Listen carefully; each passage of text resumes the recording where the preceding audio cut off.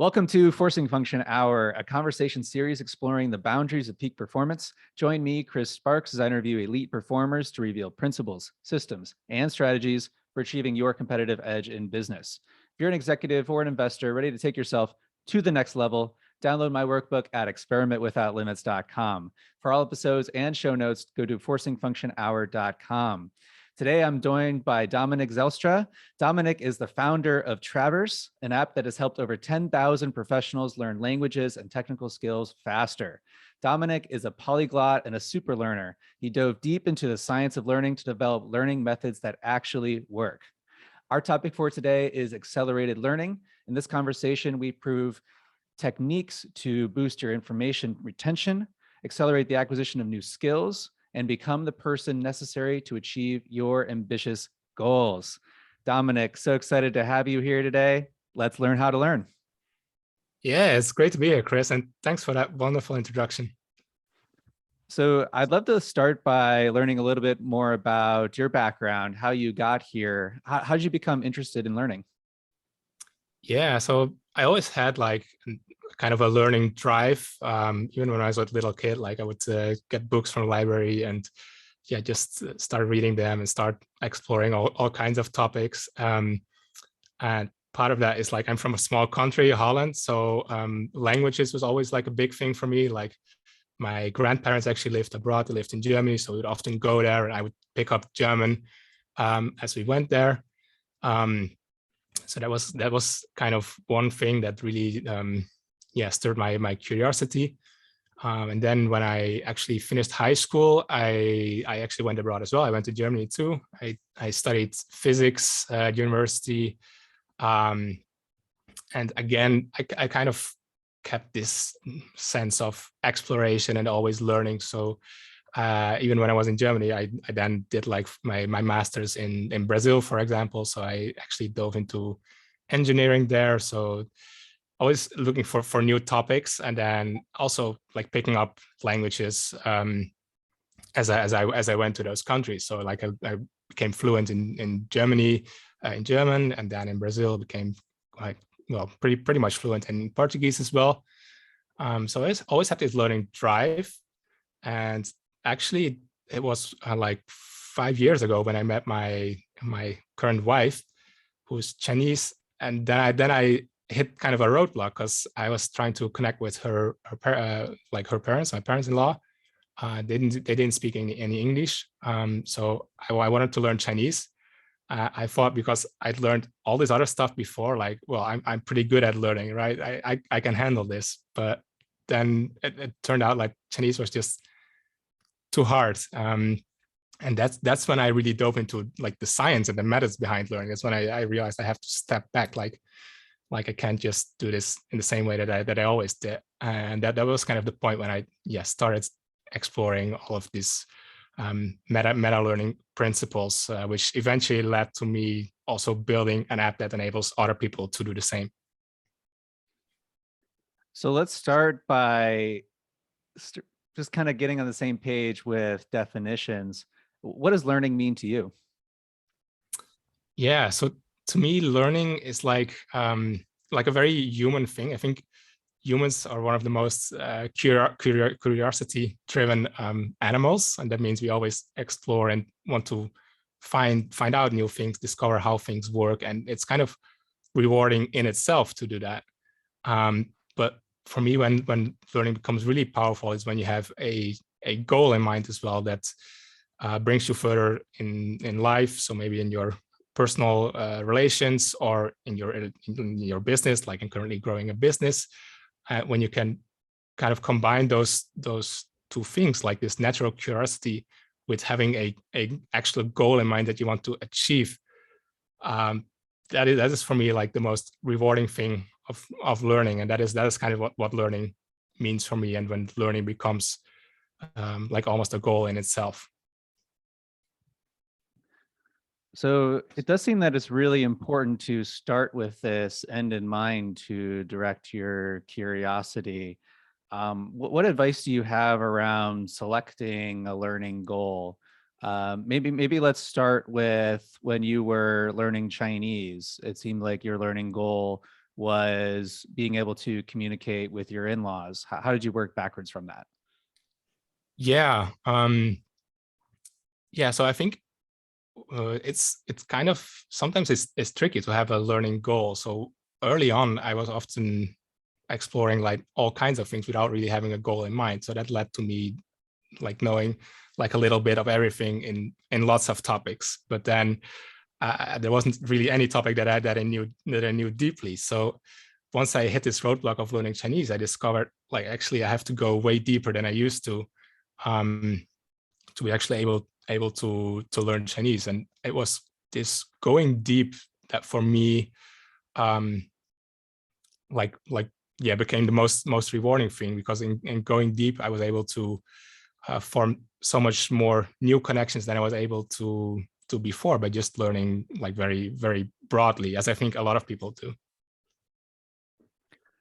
So what do you think the advantages are of going deep? I think particularly today's culture with Twitter, with a lot of things happening in the news, there's this temptation to be able to have something witty to say at a cocktail party about any subject that could come up, when it seems that there's a lot of value in going really deep in a couple of important things that you naturally perform well at. What do you say are the rewards of going deep? How do you encourage that level of depth?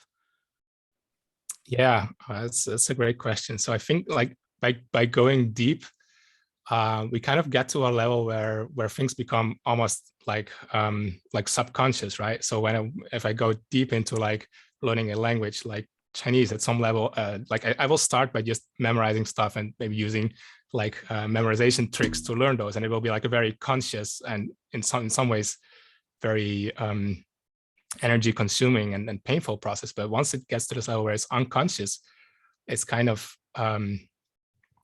like, yeah, you call it fluency, obviously. Then that's what we mean by things becoming subconscious. And that's when we can make deep connections to completely other areas as well. So it was Chinese learning that led me to come up with this system of learning. But then, for example, a few months ago, I talked with like medical students, and they said like, oh, what you've built is like what I've been imagining for like years. So the exact same principles to deeply learn Chinese apply to like deeply learning medicine, for example. And I think those deep connections cannot be uncovered if you don't go deeper than like the cocktail Twitter level of knowledge that a lot of people are stuck at, I think. I'm really interested in this principle transference. You mentioned that there are principles that seem to be commonality across everything that you're learning. What principles come to mind? Yeah, so I think there's a couple of steps that I found like recur for any kind of skill that I want to learn. So the first one is I always try to zoom out first and try to find out an approach that works for that subject. And I call this like drawing a map almost. So once you set a learning goal, you draw a map of who are the people in this space that I want to learn from. And those will usually be like people just a few steps ahead. Like if I want to learn marketing, I'm not gonna start by, I don't know, following Seth Godin or something, because he's just way too far ahead. So I'll map it out, find the right people, find the recurring themes. And then once I have that, I try to make it my own, and I do that by writing. So I just take like the main pieces of advice that I get from those people. I rewrite them in a way that makes sense to me. And then if it's like a heavily like memory intensive skill, like language learning, I will also set up like a like spaced repetition practice, so practice by flashcards, for example. But for a lot of skills like marketing or like copywriting, you can kind of skip that step, and then I go to like the deliberate practice step. So I will just set up a practice that I can do, and ideally that practice it is already related to the learning goal that I set in the beginning, right? So, for example, if I want to get better at copywriting, I might set a practice of sending out an email to my audience every week and using the techniques I learned to write better headlines, and then I can actually track the open rates and see if I got better or not. So that creates kind of this feedback loop that makes me that makes it possible for me to actually improve. But often you have to go smaller because you cannot directly jump to the actual goal that you're learning for. So for copywriting, for example, what I did in the beginning is I would just take like a whole bunch of headlines that I liked, and I would just rewrite them like with pen and paper, sit down, rewrite them. And that process helped me discover a lot of the principles of why those headlines work, because like rewriting is such a slow process. I would have to think about every word. Why did they put in that word? Why did that get my attention? Why did I click that link? And that caused me to think back. So these kind of deliberate practices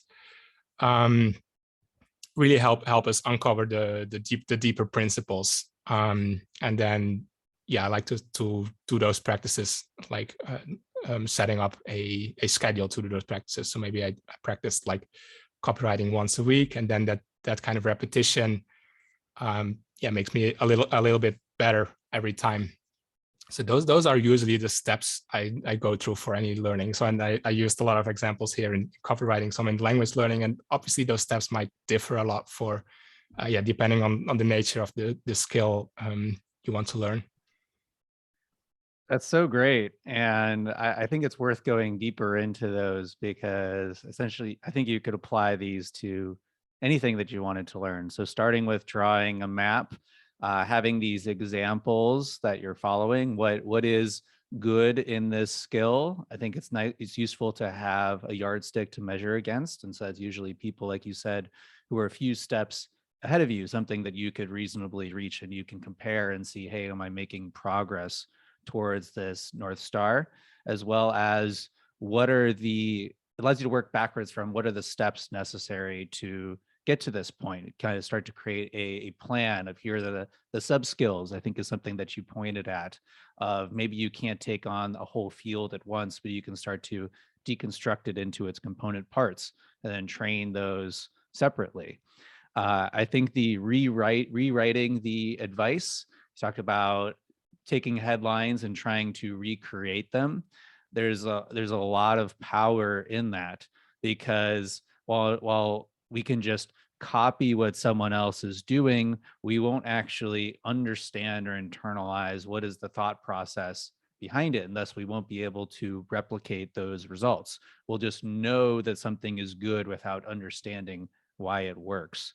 So let's talk about this in improving writing or copywriting. In this case, is can you take the principle and recreate the result by working backwards? So start from, hey, I know this works. Let's figure out some of the reasons why it works. Why does this headline get clicks? And for example, and then finally, this turning it into a practice. I think this is something that you talk about, which I think is very wise, is we tend to approach learning like we might have back in school. We have a test coming up and we need to cram for it, but that this is a ongoing practice that we continue to iterate on. And just like anything in our lives, we need to schedule it. Talk to me a little bit about how, when you learn, some of the learning is taking place outside of the learning period. I know you're really big on this concept of spaced repetition. Why is it important that we're coming back to something at regular intervals? Yeah, so like in my experience, a lot of the learning happens not when you actually sit down and focus, but rather when you kind of maybe chill out or even have like sleep on it, and your subconscious keeps processing it, and then the next day you wake up and you have some new insights, or it actually seems much simpler than it seemed at that like at the time when you're actually trying to do it. And I think that's what you're actually giving time for when you do like this spaced repetition, for example. So by spacing it out over time, you've given your brain much more time to like subconsciously process it and form those new connections. And then the good thing is when you then actually consciously repeat that again, you formalize those connections, and you maybe write it down, and that allows you to build on top of them, right? Because even if I didn't do those repetitions, like my unconscious might still process that, but I wouldn't be able to. I might actually lose those results because I don't reflect on them, and like my subconscious does the work. But I cannot build on that because I never actually use it, and I've already jumped and moved on to the next thing, right? Whereas by periodically reflecting on that, I can like build on what I've done in the meantime, if that makes sense. It does. How do you manage to stick to a learning schedule? It seems like learning anything is the classic important, but certainly not urgent, and something that it's very easy to punt on to when it's most convenient. I know when it comes to learning something like Spanish, I don't touch it until the week before I'm about to go to a Spanish speaking country, and just, hope and pray that I can remember all the things that I haven't thought about in a couple of years. How do you stay consistent with something that might not have a near-term deadline? Yeah, so I think there's two ways I do that. So first, for like memory intensive things like learning language vocab, I use spaced repetition software like my app, which I created, and it just schedules like what I should review at any day, right? So every day I might have like 50 like flashcards to review, and I just review those, and it will be scheduled out at the actual optimal time for me to review that. So that's easy, and it takes me like maybe 10 minutes a day, which I can basically do any day, right? And if I can't, then the next day I do 20 minutes. I don't know. So that kind of does the work for me. But then there's obviously skills like writing, copywriting that are not primarily reliant on memory. So for those, like my process is a bit more manual. I actually have like to-do lists where I I use Notion, so you kind of have your to-dos, but they are at the same time they are like notes where I write down what like my progress and what I did. So I have a due date for every note. So it's not like a due date, but it's like a due date, the date that you actually do it. So at that date I will do something. So I have a due date, for example, for writing headlines. So I will write some headlines, I will reflect on them.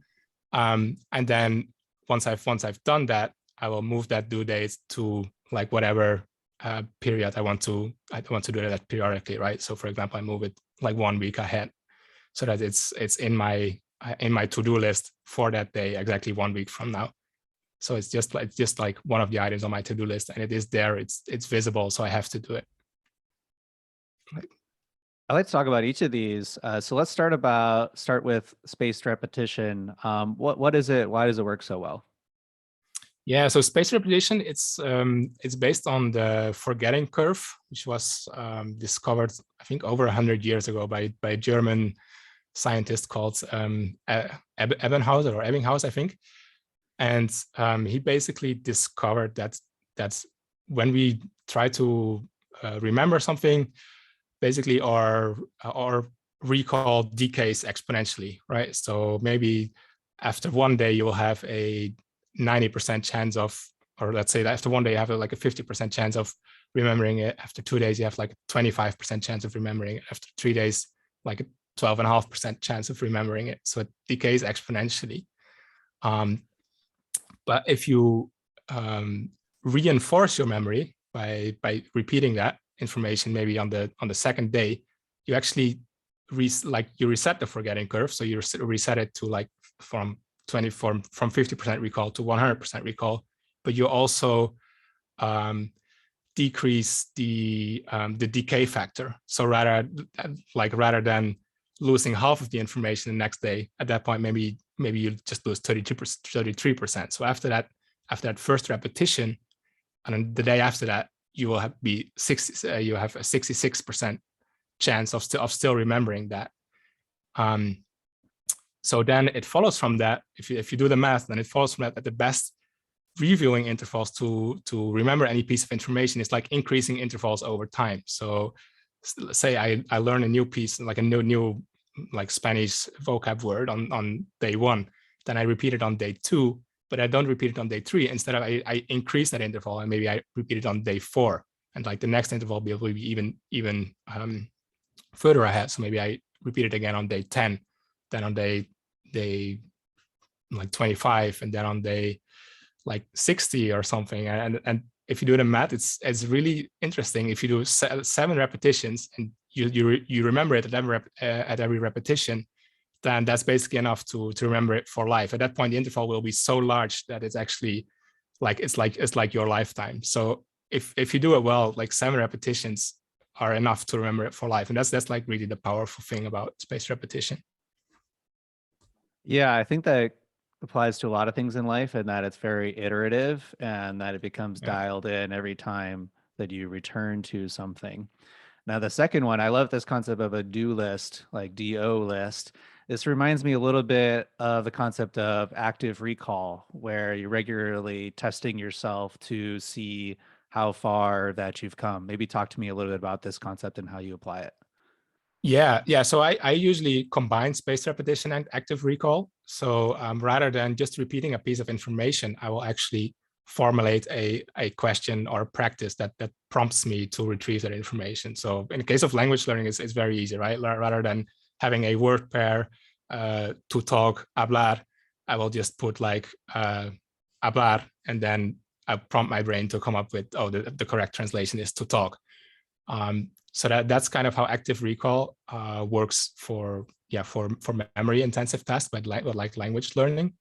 And then obviously for something like copywriting, it won't be a simple memorization, but I will have a deliberate practice item. For example, like look back at your browser history and look for 10 headlines that caught your attention, for example, and I will write those down, and that will be kind of the prompt to do that action item.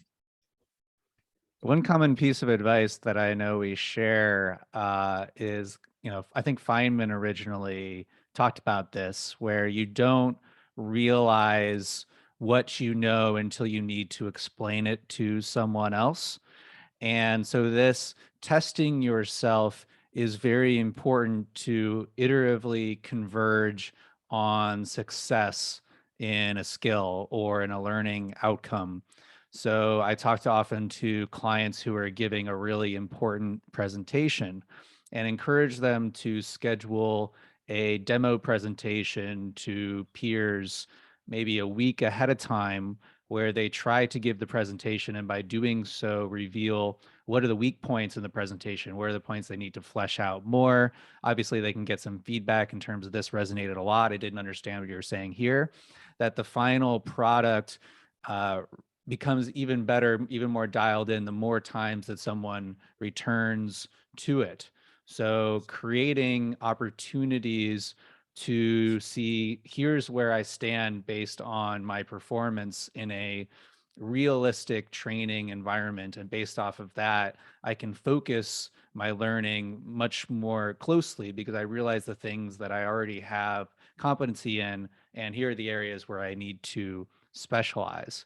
A concept that's really near and dear to us at Forcing Function is feedback loops. So thinking systematically, I like to say that the speed of improvement in anything is proportional to the tightness of our feedback loops, where we receive feedback on how we're doing and then we make an adjustment to our approach based off that feedback. What recommendations do you have for someone to create sources of feedback, ways to see how they're performing and be able to adjust their approach? Yeah. So I think that's very interesting.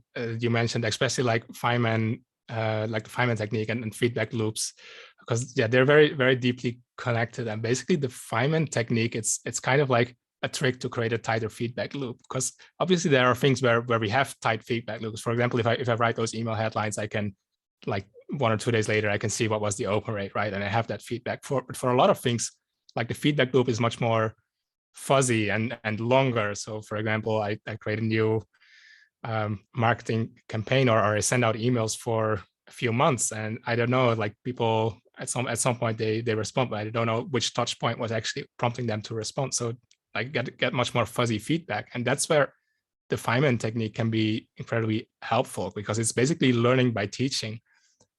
So I can basically share my understanding of a certain subject with other people and get feedback on it, and then they will identify, oh well, that doesn't really make sense, or like I didn't quite get that, and that kind of allows me to identify knowledge gaps. And I think one thing that builds on top of this is on Twitter you have this trend of building in public, and it basically it's basically when you're building your business or your course or whatever, you share things, you do decisions you make, etc. on the way.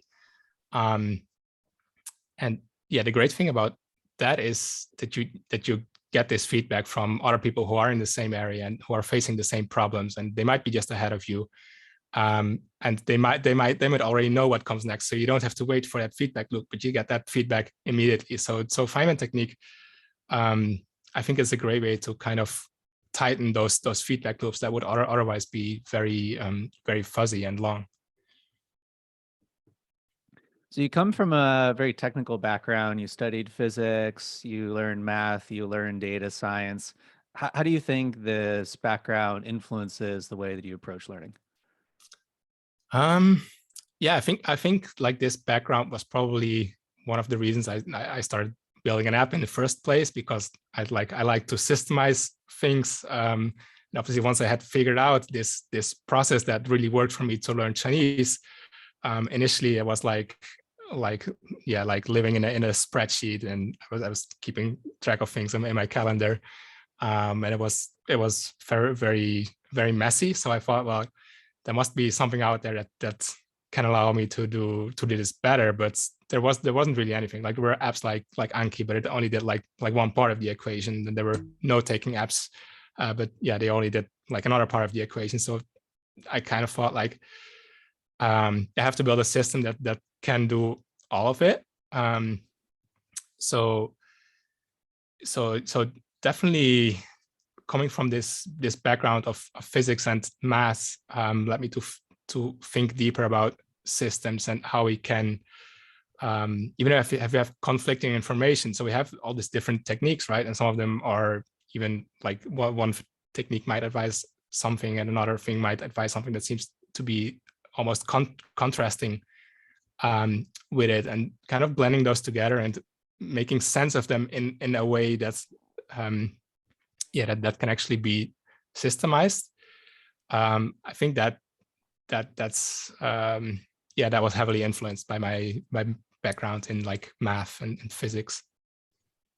So in our corner of the internet, knowledge management, note-taking apps are blowing up. There's a lot of excitement around creating an external source of all the things that we know, where we can have this repository documentation of all the things that we found they're interesting, all of our learning.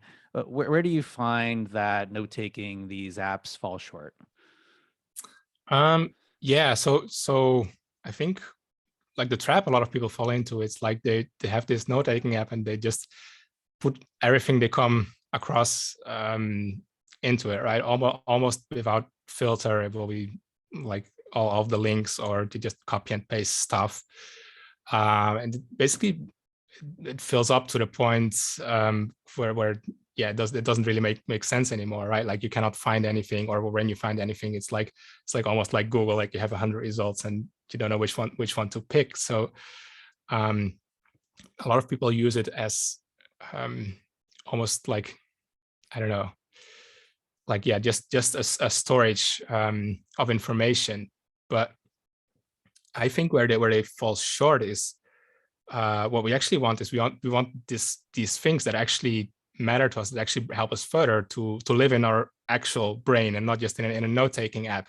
And the process of actually getting the information from the app into your head, in the case of most note-taking apps, it just doesn't exist, right? So you have this collection of ideas, but you cannot act on it, because to act on it, it needs to be in your head, and it needs to be almost to the point where you can make it like instinctive. And yeah, that just doesn't happen just by writing more things. What we can do, even with existing note-taking apps, is if you just focus on a couple of things and heavily filter what you actually put in there, and come back to the same things again, rewrite them, that can actually help you learn much deeper, because writing is an incredibly useful process. So let's be clear about that. So that's the good thing about note-taking apps, like they make writing easier. Yeah, we can rewrite, form new connections as we think. So that's incredibly good. It's just that the way people are using them is by making highlights, which is like a useless techniques, or by copying links or like verbatim quotes. And that just doesn't bring us any further if there's no process to actually transfer that back into our first brain, but into like our actual brain. Yeah. So something that you pointed out there, I think, is really interesting, especially from someone who spends a lot of time on computer, on devices, is the power of physical feedback from our senses. Talking about making your map earlier using pen and paper, even when you're creating a note, the active experience of typing something rather than a little bit more passive experience of highlighting something or copy and pasting. What role do you think that this active motor movement plays in recall? I think that's a very interesting question. So, I mean, I don't know about the actual like neuroscience behind it, but I do know like, yeah, like passive techniques like highlighting or copy and pasting text just won't work, because it's like too easy. It's almost like you want this what's it called, like desirable difficulty, right? So if it's too easy, like your brain doesn't learn anything, because it's almost like automatic. So you have to make it a bit harder. So I instead of just copying and pasting text or just highlighting it, like I actually have to give it some thought myself and process it a bit and write it in my own words, even if it's terrible, because just that little bit of effort, I think it probably activates something in my subconscious, which then allows me to come back to it at some later time, and then I can probably write it much better than what I wrote initially. So so it starts off something that does work in the background, which wouldn't happen if I just copy or paste it, or if I highlighted it. So I think that's like the important difference between like passive and active learning. This brings to mind deliberate practice. I think this is one of those teacher's answers that we're really good at saying, where someone asks, hey, how do you learn this skill? But we don't actually know how to do it. So how does deliberate practice work in practice? It feels like it's this balance of playful, but also very active. Do you maybe have a recent example of how you've applied it? Yeah, I think that's a great question. So with deliberate practice, like it's always best if you can to practice the whole skill. So for example, recently I've been trying to build a community around some of the medical students who are using the app. And I don't know much about community building, so obviously I was going to this process of mapping that out and kind of finding people in that space. And then I kind of struggled to find a deliberate practice, because I'm not at a stage where I can say like, well, every week I'm gonna spend 1 hour of building community, because I just wouldn't know what to do. Right? So the way I broke that particular thing down is like, yeah, using some of the sources I discovered along the way, is by finding existing communities that are related and kind of start mapping those out first. So what I will do as a deliberate practice is I will spend like half an hour in like Discord or Slack community that is relevant, and well, first just identify the people who are like leaders of that community, what they are saying, what gets a lot of response, what gets a lot of likes, and kind of creating a map of those communities. So that's just an example of how even if deliberate practice for a particular skill seems very vague, we can probably still find ways of breaking it down into very concrete actions that we can actually take periodically. And I think that's often a challenging thing in itself. But once that's done, it's very powerful, because then we have like actual actions that we can take. And it's called practice, but it's not just practice, right? Because by actually doing this, I learn a lot about building those communities, and because I apply it to the communities that are already relevant, I get to know the people that I actually want to reach out to at some later point. And by that point, I have already learned a lot about them, so I will be much more effective. Yeah, speaking of effectiveness, it's something that I've seen that is unique to us as humans, as we're really good at justifying our behavior. And thus, if we aren't careful about being specific around what counts as practice, there's a lot of things that we can justify later as practicing. So you talk about doing something like building a community. There's lots of different actions that you could have taken to say, hey, I'm learning how to build a community, but being really specific in how you were using your learning time and that you thought the most effective way to acquire that skill and find things that you could directly apply to building your own community. And obviously being able to circle back on a regular basis and saying, hey, is this time being well spent? Another example that comes to mind, a few years ago, I wanted to learn stand-up comedy. So there's lots of things that I could have justified as learning stand-up comedy. Hey, maybe I'm going to watch every single season of Seinfeld and really like learn about, okay, how does Seinfeld really funny? But that would have been a very passive experience. Yeah. And I decided the most active way to deliberately practice this skill is to tell a lot of jokes and to see where people laugh and what are the parts that people laugh at. So I think this is something that you hinted that I think is really worth underlining, that when you're trying to practice something, there's always a most direct path. So being very Yeah. specific about what actions count as learning and regularly reflecting is, are the things that I'm doing leading me towards my goal? Yeah, I love that. I actually had a stint at learning stand-up comedy, but that was in my pre-learning phase. So that was when I still tried to do a lot of things at the same time. So I did like this stand-up comedy course for like a month, but then actually after that I didn't really pursue it, because I had gotten to a level where I was kind of okay with it, but I didn't have any goal with it. So then I probably don't remember much from it now. So that kind of goes to show that you have to learn it deeply, because else it just gets lost. Yeah, it's another common phenomenon is thinking about what is the outcome that you're going Yeah. for. I think the classic example, this one's very top of mind for me, is I'm running a race on Saturday. So all of a sudden I'm getting very excited about running technique and increasing my cardio.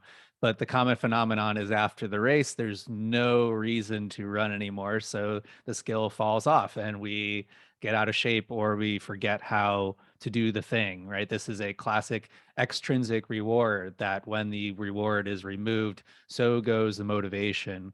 So if we're looking to build something for the long term, in addition to creating a test, something to see, hey, how far we've come, thinking about what is the payoff of continuing to invest in this skill, continuing to make it part of our identity. Otherwise, we run the danger of ramping up and then having to start off near from scratch the next time that we want to discover how to become funny. Yeah. I think there's also a fine balance there, because there's people who say like, well, you don't need goals, you just need processes. When I build the right processes, then I can actually stick to them because, as you said, when I achieve the goal, after that I don't know what to do, and I will just like, yeah, forget about it again. But I think there's a fine balance there, because we cannot just rely on processes without having a goal in mind. We just need to make sure that the goal that we have is is long-term enough to keep us motivated for, well, for basically maybe like a lifetime almost, while at the same time having those smaller measurables that we can actually measure our progress against. Absolutely. Yeah, I like to think about working backwards from a long-term vision. And the more concrete that vision, we start to get a picture of who do I need to become in order to accomplish this? What is different about Dominic in the future who has accomplished this goal versus Dominic in the present? And we start to identify the sub-skills, the things that we need to build in order to become this person. So we both have the long term, all right, this is something that I need to stick to for a while. So pace myself, continue to reflect on it over the long term, but also having these short term milestones where we can test ourselves. And there's a little bit of incentive to perform in the short term rather than the convenient, just continuing to put it off for that final exam. Yeah. Yeah, I love that. Like, it's almost like you have this delta between where you want to be and where you are now, and that's you have to focus on the items that's narrow that gap as much as possible. I think one thing that helps there as well is, rather than because I often, when I go on Twitter, for example, I see all kinds of people who are, well, they are way ahead, they are more successful, right? So it's kind of, it's inspiring, but at the same time, it's like demotivating, right? Because, oh, I'm not there yet. But if you look backwards, like maybe like 1 or 2 years ago, and look at where you were, where you are now, and look at that delta and see how much that has, how much smaller that has become, and then extrapolate that into the future, like 2 or 5 years ahead, I think then it becomes like much more encouraging and motivating, to stay on track for those long-time goals and visions. You have to stay in the game. Anything that is worth learning, any skill that's worth building, requires long-term dedication. And naturally, there's going to be times where motivation wanes, where something gets put down, but needing a reason to stay in the game. And like you said, I think there's the double-edged sword to the world that we live in, where expertise is so accessible. Where on the one hand, we are always seeing examples of how we could do better, and that's very inspiring. But at the same time, we're painfully aware of how other people are doing better, and we can fall into this comparison trap where we see the results that someone else is having, but we haven't paid the costs in terms of time and effort to reach that, and we get demotivated because, well, I'm never going to be as good at copywriting as this person, or for me, I'm never going to become as good as my favorite drummer, so why even start? And thus coming back to this learning outcome, what is something that is reasonable to be accomplished, and are we committed to putting in the time and effort necessary to get there? I'm curious, for you, someone who is a super learner, who makes learning very central in your life, how is your life different with learning at the center point? What changes outside of just learning this particular skill when you're engaged in this process? Right. So yeah, I think by setting those goals and actually working towards them. So I think I've achieved a couple of things by setting those goals. So first, well, for example, being like self-employed, right? Like no longer being a company employee, but actually having achieved financial independence to some degree, and being able to work on that. And that is something which I think comes together with entrepreneurship. Like entrepreneurship is like it's like a super learning challenge, right? You have to learn like a lot of skills at the same time, and you also have to be very careful about like which skills can I actually become good at, and what I want to focus on, and which ones do I have to just outsource and leave to someone else, to again avoid being able to do a little bit of everything but not achieving much on the whole. So once you figure it out, it has given me much more focus, and like I know what I have achieved in the past years, and if I extrapolate that, I see there will be like more freedom. I will have more freedom to basically dive into the stuff that I'm really interested in, right? Like it's not freedom to just do nothing. It's like the freedom to grind away on what you actually love to do.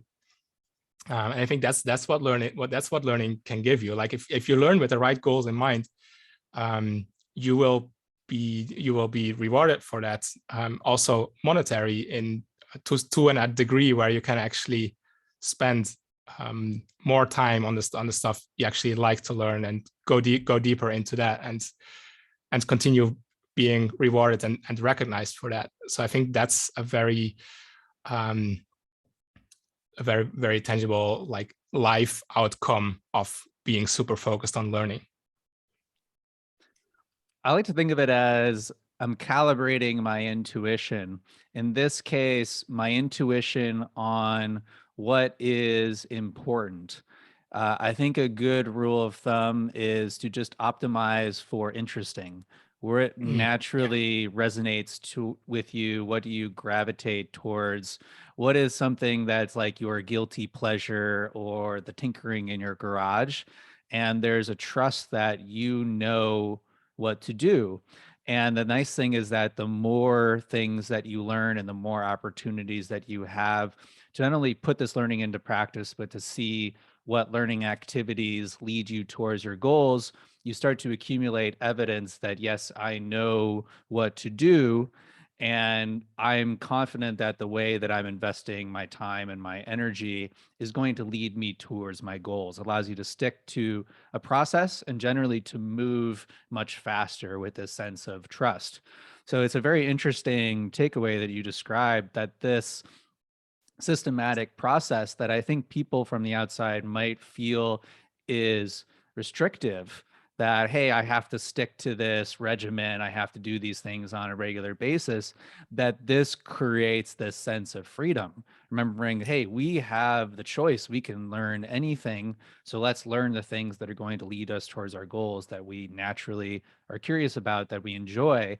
And becoming this type of person, knowing that, hey, I can do anything. It's just a matter of learning that skill. That gives us a lot of freedom to choose what we want to do. Yeah. I love that. And it's like, yeah, it's like really assuming that like growth mindset of I can learn anything, so I can be deliberate about what I want to learn. Like and I love your idea of optimizing for interestingness as well, because that kind of assures that you can stay in it for a long game, right? Because I could have built like a marketing business instead. Like if you go on Twitter, you see tons of people who build very successful marketing or I don't know, like outreach businesses, and it all seems like they achieve monetary success much faster. But if I did that, I'm not like deeply interested in those subjects, so I probably would have given up before I had achieved success in those businesses. So I couldn't have replicated those outcomes, even though they seem simpler to achieve. So I need to do what I'm really interested in, which is like learning how to learn and all the stuff we are talking about now, and build a business around that. And that will allow me to stay in it for the long term, and and be rewarded and gain that freedom to keep grinding away on that, which is like the thing I love to do. I think it's an interesting meta point. Passports and Function Hour episode we had on Sasha Chapin, we're talking about the mental game of writing. And I essentially asked him, like, man, writing is so hard for me sometimes. And his point was, if it feels like a ridiculous slog, you're probably doing it wrong. And to go back into, hey, what parts feel hard? Is there a way to work around them or to make them easier or more enjoyable? This is something when I talk about motivation or procrastination, I touch on often, is how can you make the thing that you want to do feel easier to do? That when this kind of downside of mimesis, where we see someone else's success and try to replicate that without their natural interests and skills, why it can be so dangerous is like, why is this so hard for me? Why am I having the difficulty, when all the time, like, what are the things that you're naturally leaning in towards? How can you capitalize on that? What if you really double down there? It's something that I think is kind of surprising around productivity is I like to think, hey, what's the thing you're good at? Can you just do more of that? I think it's a really interesting flip versus like, how do I get all these things that I feel inadequate up to this natural level versus like, you're already doing things that you enjoy, you already do some things well. How can you really lean in and double down on that? It kind of brings up an interesting question for me. Like, what do you lean in on? What do you think is your natural gravitation, and how have you capitalized on that?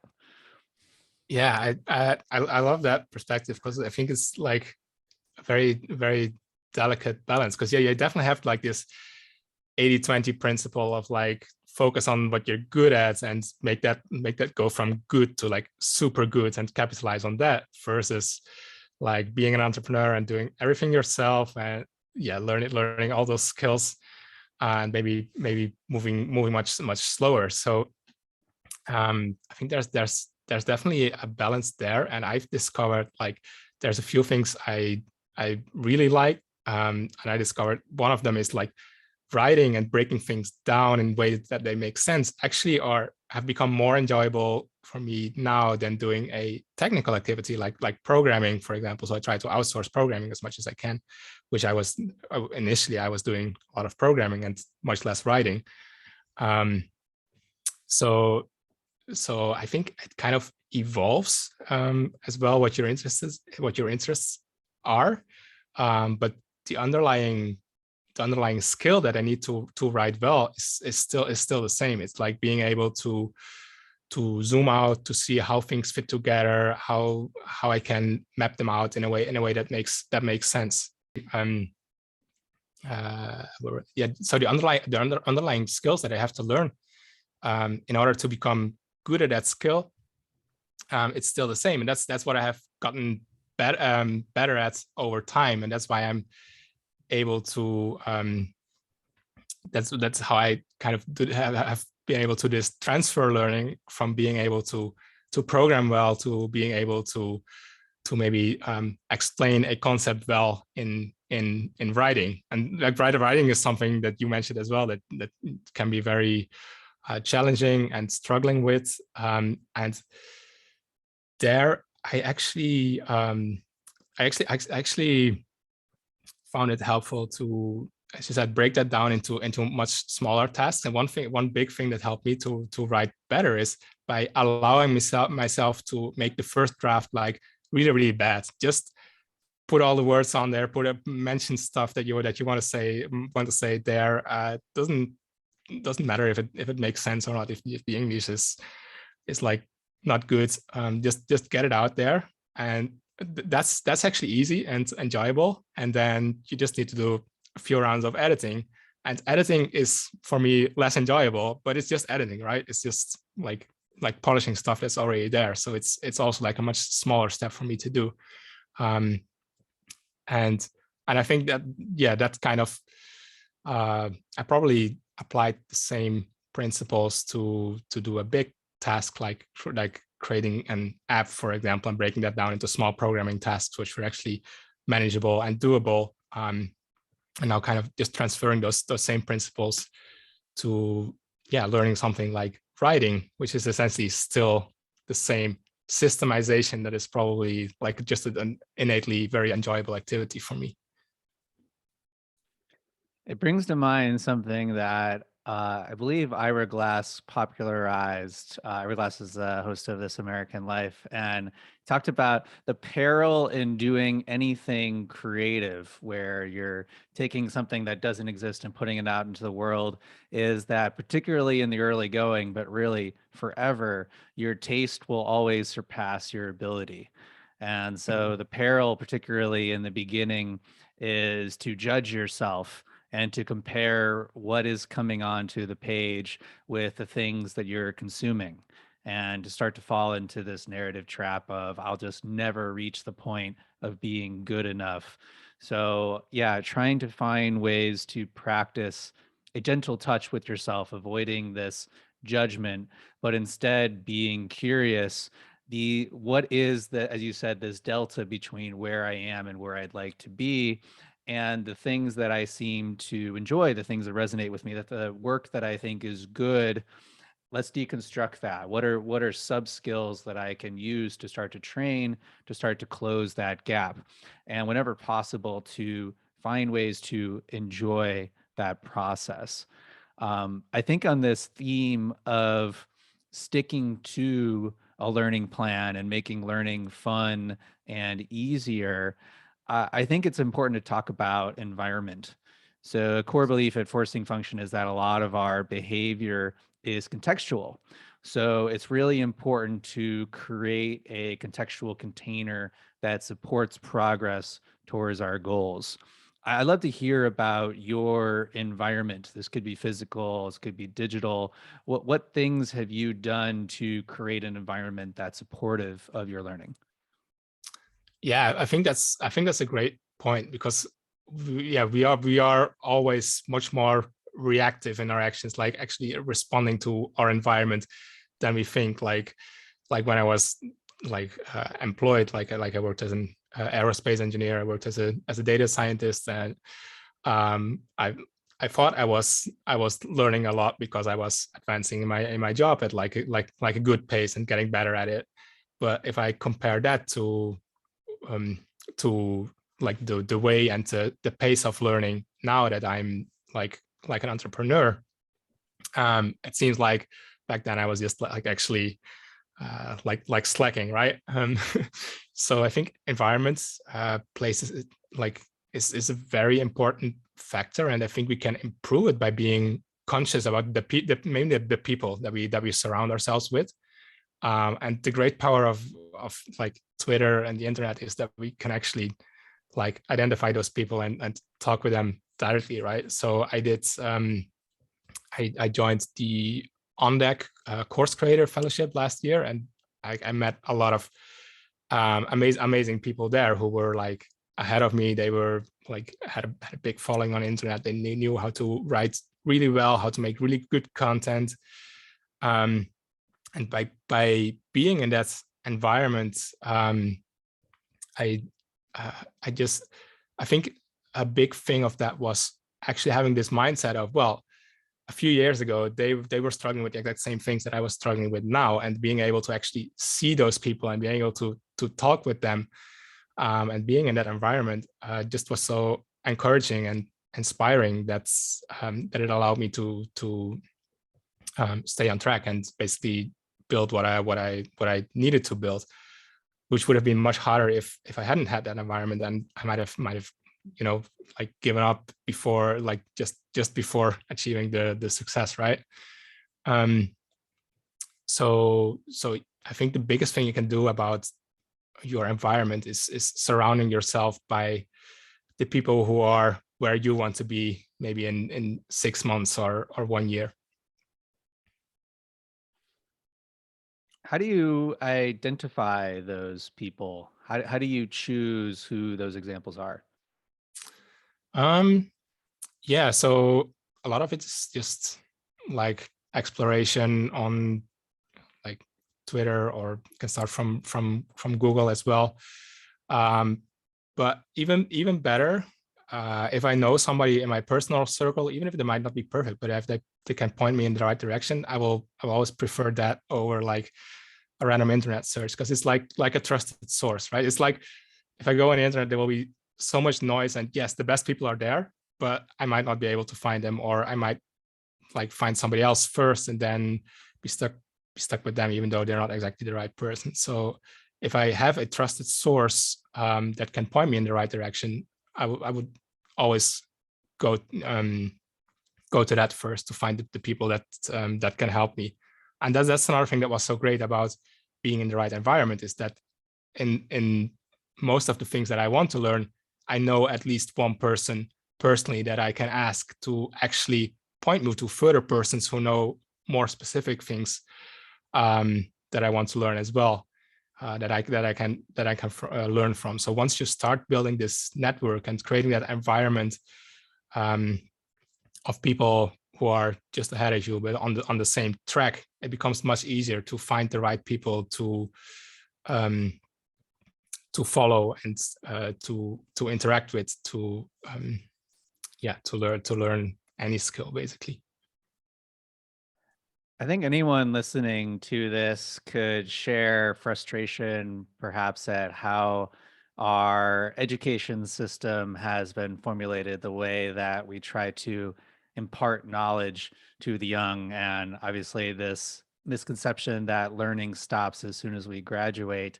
If you could change one thing about the way that our education system works or how classes are taught, what's one thing that comes to mind for you? Oof.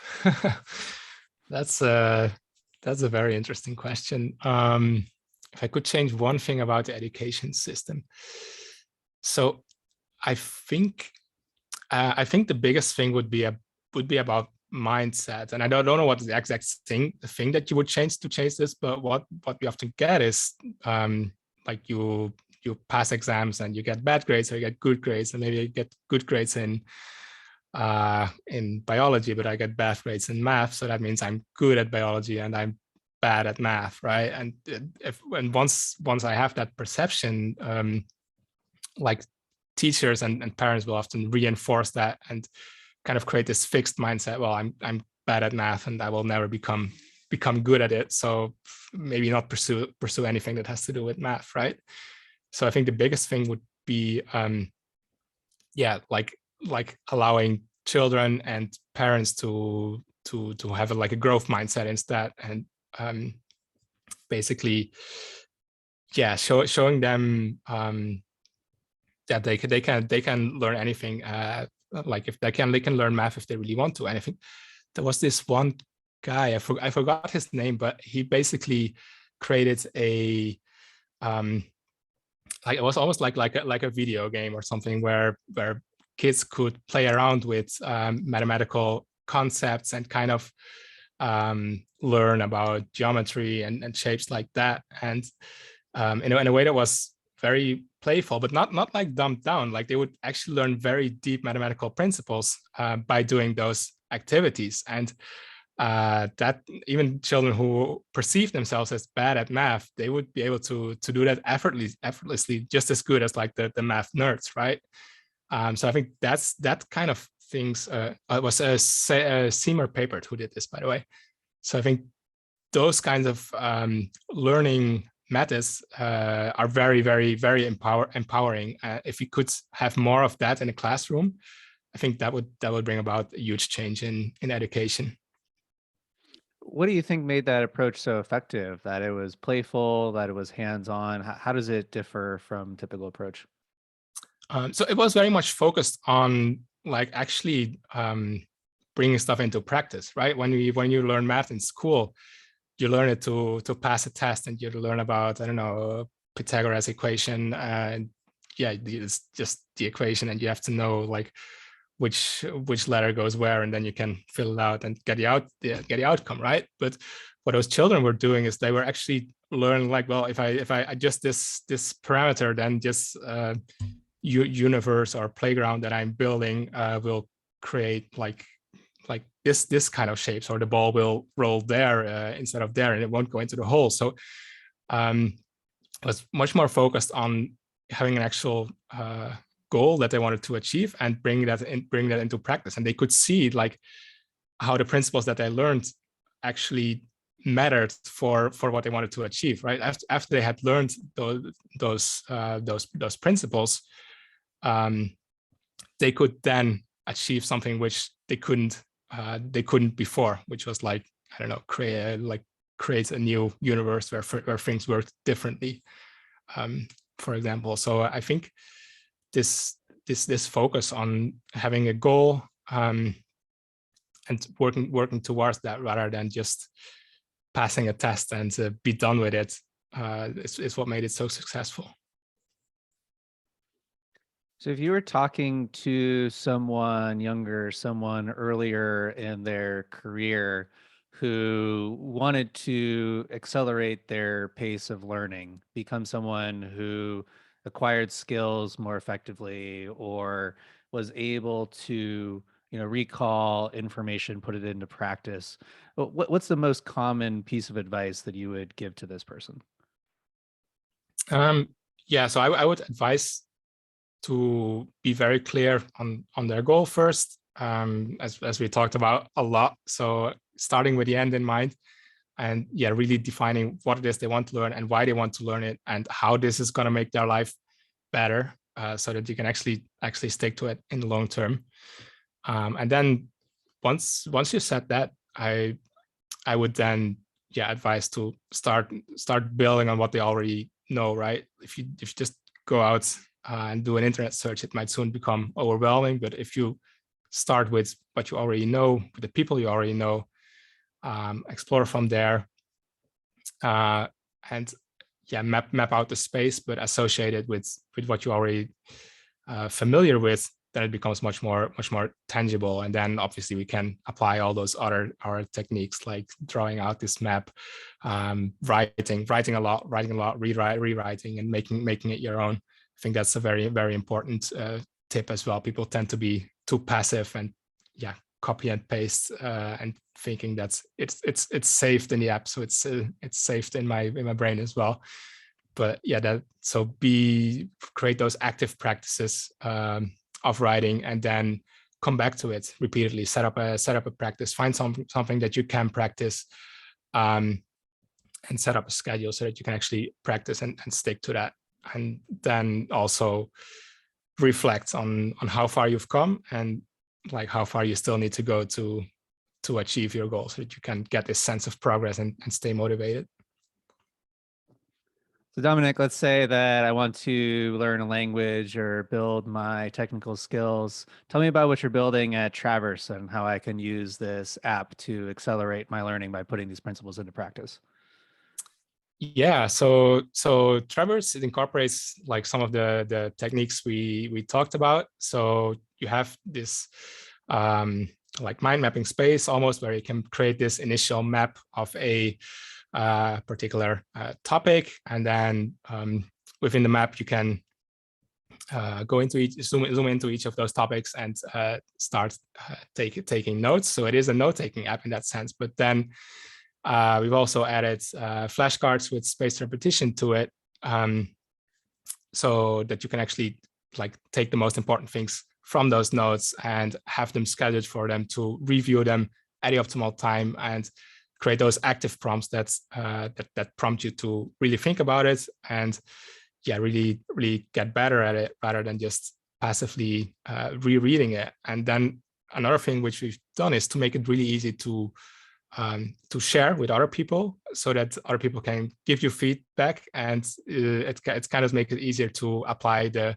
Feynman technique in real life, because you can map something out, you can write it all in your own words, and then have somebody else review it, and they can say, oh well, that doesn't really make sense. Maybe you should rewrite that, and that kind of allows you to identify those knowledge gaps. So yeah, it has like the concept mapping, the spaced repetition, active recall, Feynman technique, and then obviously you can schedule those prompts also to set up a deliberate practice. So that kind of makes it different from a like note-taking app like Notion, which is great for like task management, for example, but it doesn't have those techniques in place to actually transfer what's in the app into your actual brain, so that you can master what you want to learn. And that's why we're here. I think, thank you so much for coming and sharing these principles and how to put them into action. I think that that's a good place to wrap as far as a takeaway. Like, you can achieve whatever you want if you become the person capable of that skill, or you acquire that knowledge. So this learning how to learn is the skill. It's the meta skill that allows the acquisition of all the others. So, finding opportunities to practice, being very clear on your learning outcome, regularly testing yourself, seeing what you're doing is working. And through this regular iteration, you will converge on the person you need to become to achieve whatever you want to achieve. So Dominic, thank you so much for coming on the show today, for sharing what you do, and giving us this sense of what is possible if we adopt this mindset, if we put these principles into practice. Anywhere you want to send people who are listening today? I'll actually create a bonus for forcing function listeners on Traverse.link/forcing functions.